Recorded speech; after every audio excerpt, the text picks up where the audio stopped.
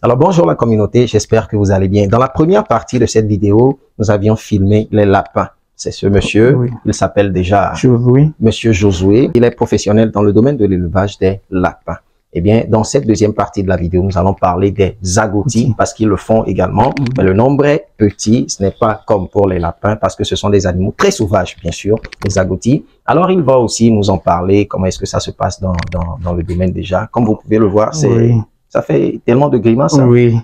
Bon, ici, nous avons les holacos et on va parler un peu, c'est des espèces sauvages qui ont été adaptées sur le site afin de pouvoir permettre aux ceux aussi qui désirent faire l'élevage des agoutis. Bon, c'est des espèces qui sont en divagation. Ah, ce sont les différentes, donc dans les agoutis, on trouve de différentes espèces. Oui, on trouve de différentes espèces. Mais eux aussi, c'est les agoutis sauvages de la brousse qui ont été domestiqués afin de pouvoir garder ces espèces. Oui, ouais. Donc, eux, leur reproduction, c'est tellement difficile, mais ils se reproduisent deux fois en un an. Okay. Ça fait 6 mois. Et oui. Donc, bien sûr que je n'ai rien à craindre en étant ici. Oui, vous n'avez pas, tout. D'accord, allons-y. Oui, c'est bon, allons-y. C'est souvent la maïs attaque. Ah, d'accord. Oui. Donc, ici, on les nourrit avec du panicum.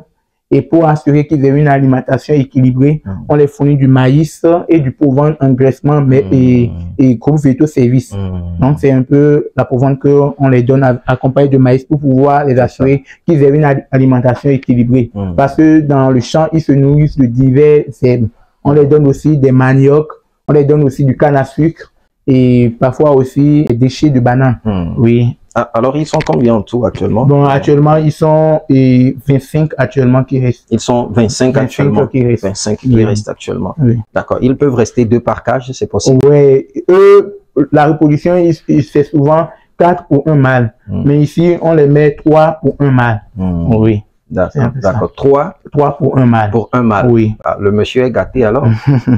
Et donc, quand c'est parti comme ça fait 6 mois. Ça fait 6 mois. Que ça ne... Oui. Quand on le met ensemble, on sépare les femelles à partir de 1 mois pour pouvoir assurer qu'ils aient une alimentation équilibrée. C'est ça. Ah, d'accord. D'accord. Donc, pour s'assurer qu'ils aient une alimentation équilibrée. Et que la reproduction aussi a marché. Donc, c'est pour ça qu'on les met 3 et un mâle. Bon, quand on prend cet agouti déjà, les gens s'intéressent à leur élevage. Oui. Pour le vendre ou bien pour le... Ouais, pour le vendre parce que c'est des espèces rares qui sont difficiles à trouver. Vraiment. Et ça coûte cher. Et ça coûte cher. Ça coûte cher. Celui-ci, par exemple, ça peut coûter combien? Bon, celui-ci, si nous allons le vendre en couple de 2, c'est 145 000. 145 000. En couple de 2. Un mâle, une femelle. Ah, d'accord, d'accord. Donc, ça veut dire, ça fait 145 000. C'est ça. Mais vous les avez reçus comment? Vous les avez achetés? Oui, on a payé ça sur un site au Nigeria. Ah, 145 000. 145 000. C'est super bien. Donc, et les gens viennent l'acheter spécialement à cause de la viande. Oui, à cause de la viande. It's very sweet. C'est ça. Waouh, je comprends. Donc, celui-ci seul, il peut coûter la moitié de 145 000, on peut dire. Oui, c'est ça.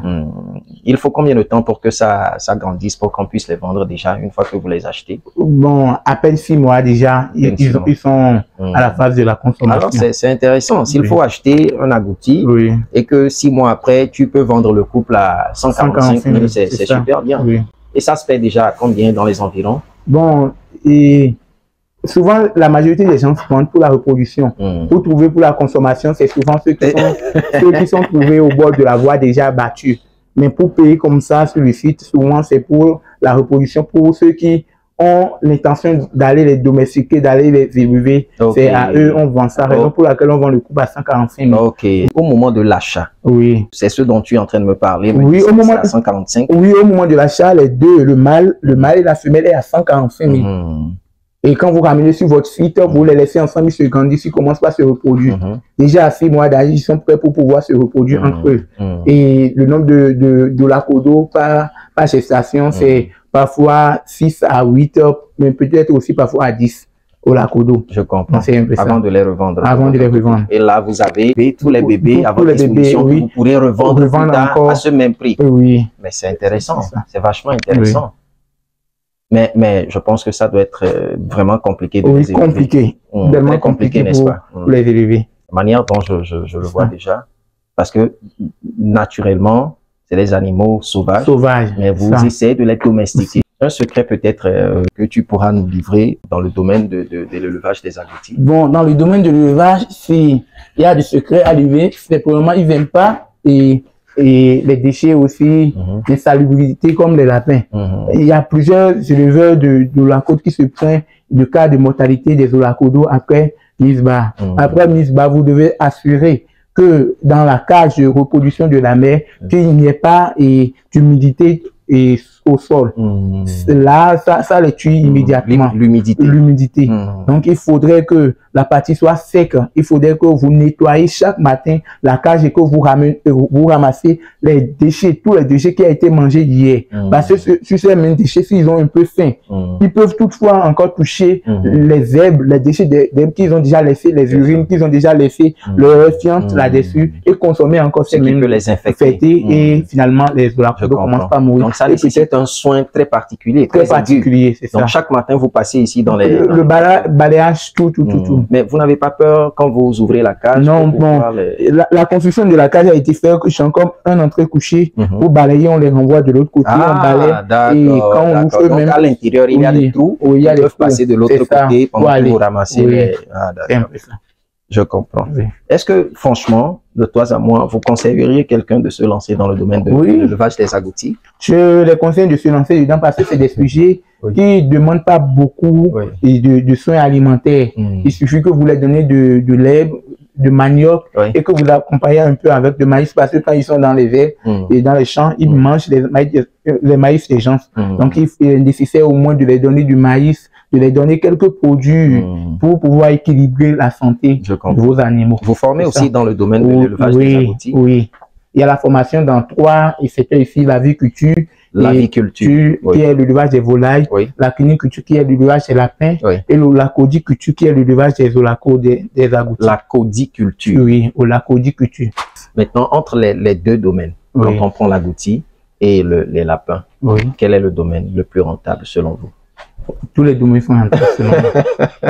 Il faudrait que la personne, ce qu'il veut élever, qu'il puisse avoir la conscience là-dessus et qu'il puisse faire l'étude du marché avant de s'y lancer dedans. Oui. Sinon, dans tous les domaines, dans tous les deux secteurs, tout est rentable. Tout est rentable. Oui. Alors, peut-être un mot de fin, à l'endroit des entrepreneurs. Ok, j'aurais souhaité que tous les entrepreneurs dans l'agriculture et dans l'élevage puissent s'intéresser à nous, puissent se rapprocher de nous afin de pouvoir avoir des idées strictes avant de s'y lancer dans le domaine de lapin, dans le domaine des agoutis et dans le domaine des volailles. Donc ici, nous donnons aussi des conseils aux gens, nous encourageons les gens à pouvoir résoudre les problèmes qui sont dans leurs différentes suites de l'élevage. Donc l'agriculture et l'élevage, c'est le secteur le plus rentable pour une avenue meilleure. Alors, merci, chers amis, de nous avoir suivis jusqu'à la fin de la vidéo. Si le contenu vous a intéressé, si vous l'avez aimé, adoré, alors lâchez-nous un pouce d'appréciation sans oublier de vous abonner à la chaîne. Commentez, je veux vous voir dans les commentaires la codiculture ainsi que de l'autre côté, la cuniculture. Qu'est-ce que vous en pensez? Je veux vous sentir dans les commentaires. Sur ce, on se dit à la prochaine pour une nouvelle vidéo. Ciao!